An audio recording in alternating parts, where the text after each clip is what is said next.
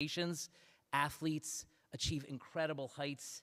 Individuals incubate ideas, and the future leaders of our city, the future city council members, and leaders of our nation and leaders of the world are being born right now in this great city. Today is pregnant with eternity is a beautiful translation of the Hebrew, but it can be pretty overwhelming. I'd like to get through this invocation. Getting through eternity feels like a lot. Getting through a day, getting through a week feels like a lot. It's a lot of time of uncertainty, eternity. Something new is being born right now, but we don't exactly know what that is. We don't know what challenges we'll face and whether we will rise to meet them in ways that will be judged well against the standards of eternity. All of you, people in this room, have chosen communal service. You know the heavy weight of seeing each moment as pregnant with eternity. Under the leadership of Speaker Adrian Adams, you watch over the everyday, the countless decisions that will echo for good or bad. Eternity asks us to take a long view of our work. Will we raise our heads and hearts above the partisan and petty to build a city that is environmentally responsible? Eternity wants to know. A society where people go to sleep at night secure that they have enough to eat and a roof over their heads. Eternity asks. A community where the promise of education and the protection of health care is assured. Eternity asks us. Cities might seem very solid, but they're delicate. They take years to build, but much of what holds us together can fall apart if we are not vigilant. Will we live in a city that is divided and violent and full of prejudice and hatred, or will we live in peace? Will we be decent and kind? Will we, in every conversation and deliberation and vote, recognize the divine image in every human being? President John F. Kennedy said, "Democracy is never a final achievement. It is a call to an untiring effort." Cities, especially ones as vibrant as New York City, require similar untiring effort. In the Jewish tradition, we say, you are not required to complete the work, but neither are you free to desist from it. Eternity asks us to get to work. When the challenges of eternity of the moment feel overwhelming, I pray to God who exists for eternity to give me strength, and I pray that God will give each one of you strength. I pray to the God who exists for eternity to give me wisdom, and I pray that God gives each one of you wisdom. I pray to the God who exists for eternity to remind us that we need not meet challenges alone. We can join together and be God's partners in lovingly creating the better world that is being born right now. I pray to God who exists for eternity that you do not feel alone or lonely in your work, that when you look for partners, you will find them in people, in eternal values, and in God. Today really is pregnant with eternity, and let us meet today and every day with faith and hope.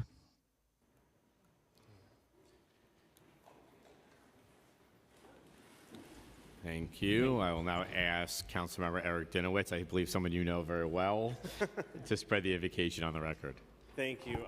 Very excited for you to be here, Rabbi. Rabbi Barry Dov Katz serves the greater Riverdale community at the Conservative Synagogue at Israel, building a vibrant community that leads into the values that you spoke of in your invocation. But I know him very well. He was the rabbi who took me on my first trip to Israel, I think shortly after my teenage years, and through there ushered me through many life cycle events and then eventually my family.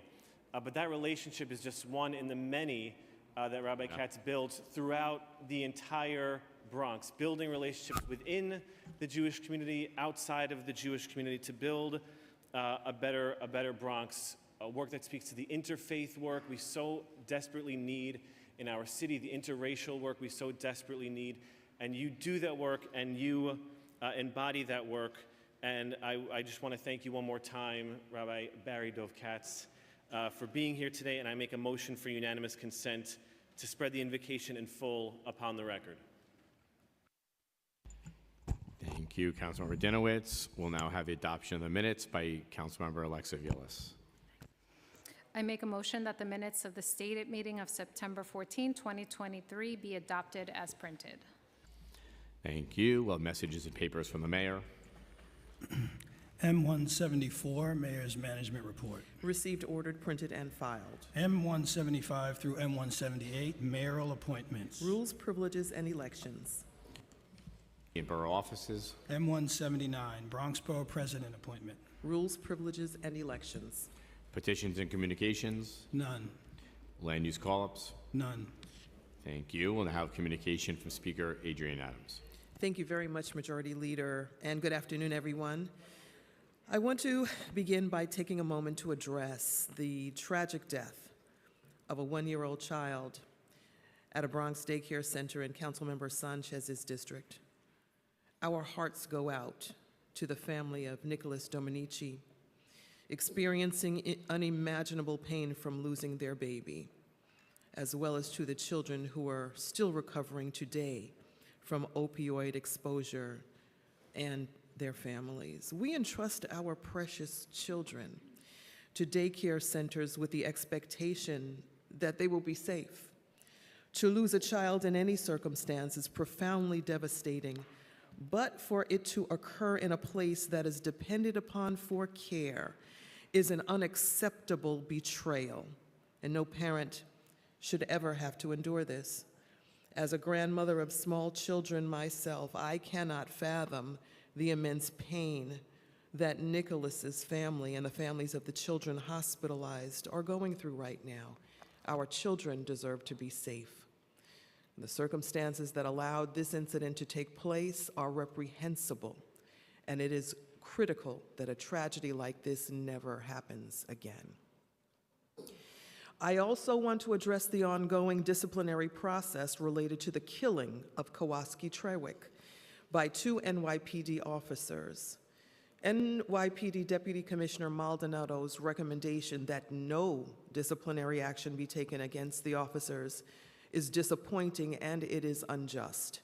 The NYPD failed to hand over key evidence to the CCRB, including body-worn camera footage, in a timely manner, causing unnecessary delays that impeded the CCRB's ability to do their job. And yet, these delays caused by the NYPD were the reason for the Deputy Commissioner's recommendation, which is totally unjustifiable. The Trewick family has been forced to fight and wait for years to attain some form of accountability for Kowalski's killing. This is far too long and has only added to the suffering of losing a loved one.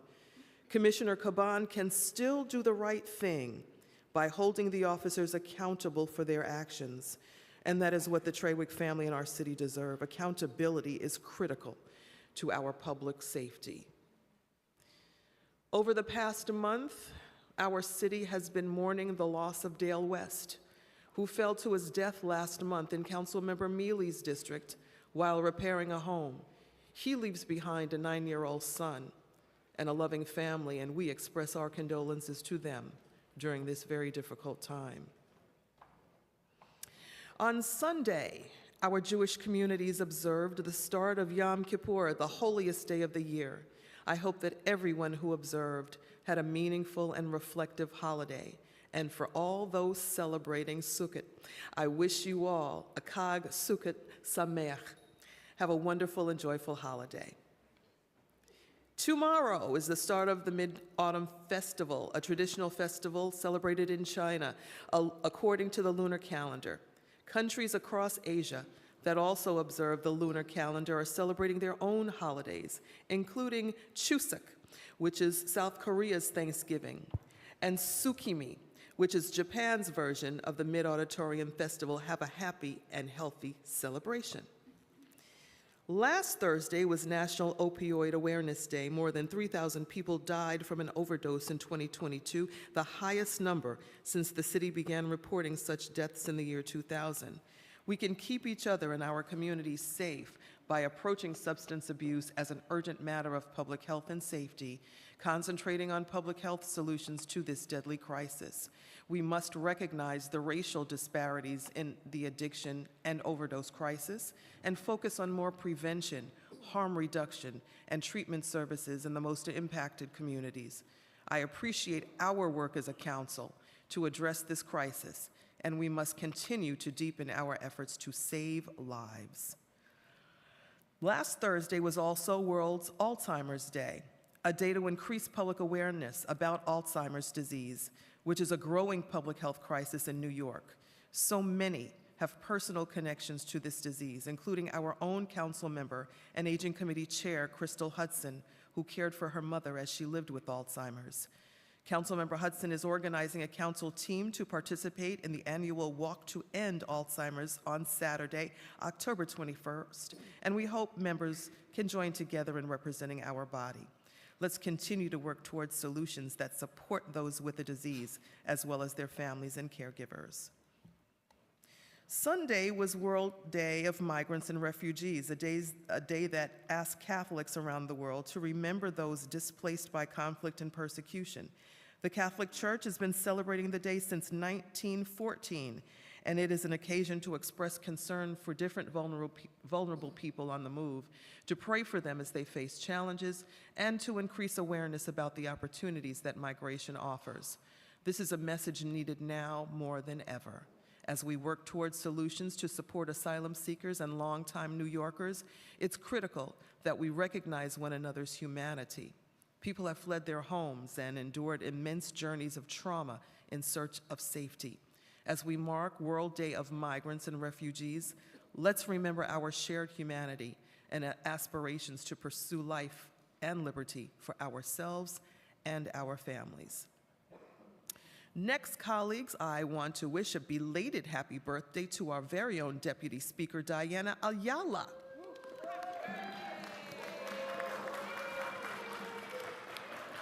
Deputy Speaker Ayala celebrated her birthday on the 24th. And we also wish a belated happy birthday to our council member, Farrah Lewis, whose birthday was on the 25th. Happy belated birthday to you both. Finally, colleagues, I want to take a special moment to announce that City Council's special counsel and veteran, Jim Caris, is retiring at the end of this week. How dare you?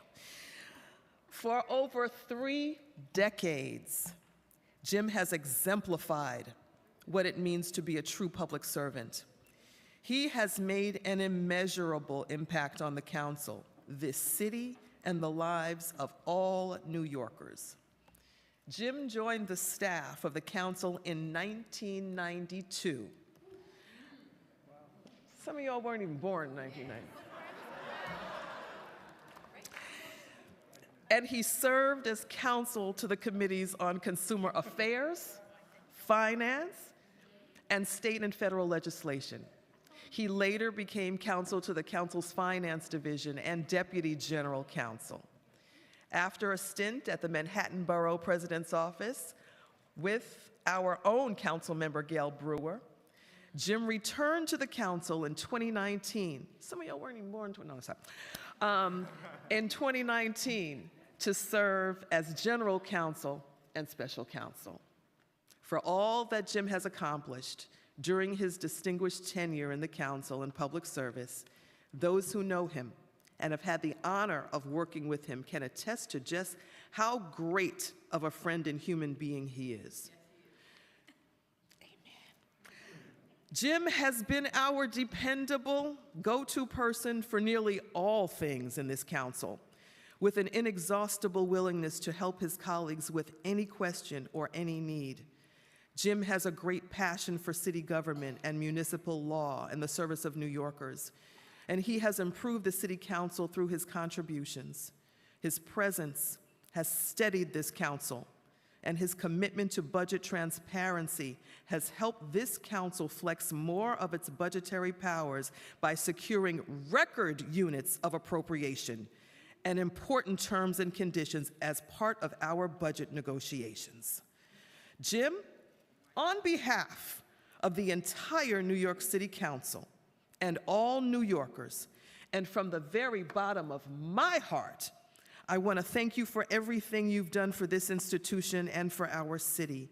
We will always be so grateful for your great public service and your friendship. We will miss you dearly. I ask Councilmember Brewer to join me in the front. Get up.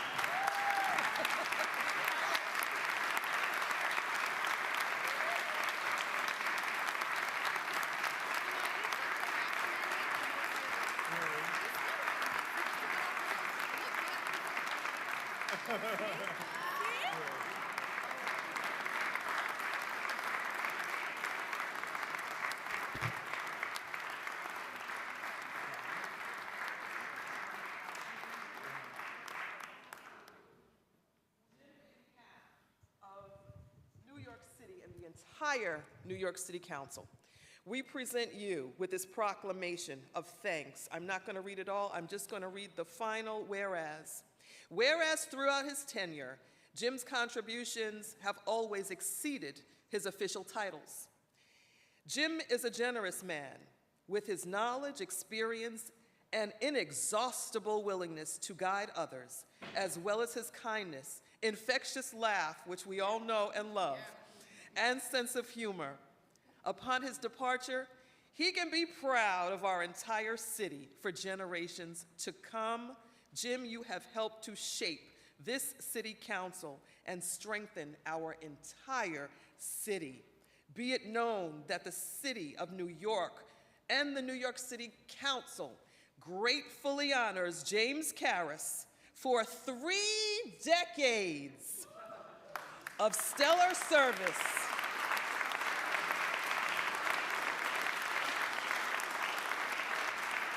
to the New York City Council and to his fellow New Yorkers. It is signed this 29th day of September in the year 2023 by yours truly, Adrian E. Adams, Speaker for the entire council, and Councilmember Gail A. Brewer, Councilmember 6th District of Manhattan.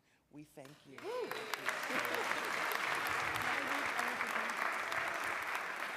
Thank you very much, Madam Speaker. This is hard for me because I feel so strongly, as we all do, about this amazing man. But there were some very funny portions of this particular wording, and I'd like to share it. Obviously, we talked about his distinguished career, city business improvement districts that he worked on, the expense, the capital budget, making sure that the lobbyists did the right thing, working on the Retiree Health Benefits Trust Fund, all the legal review of council legislation, pairing his deep knowledge with creativity. He earned a reputation of being one of the hardest working attorneys, burning the midnight oil and working on weekends, catching sleep when he could. During Quinn's term, those attending meetings in the council's office might find him asleep on a terribly worn-out couch. And over the course of many hours and naps, his pockets emptied out all of their coins into the couch, the value of which far exceeded its worth as a piece of furniture. And his office, if you've ever been in his friggin' office, in his office, ode to controlled chaos and workspaces of legendary proportions. The papers, the stacks, the files, the open tabs on the desktop belie his organizational thinking. He's probably the leading expert of the city charter, separation of powers and issues.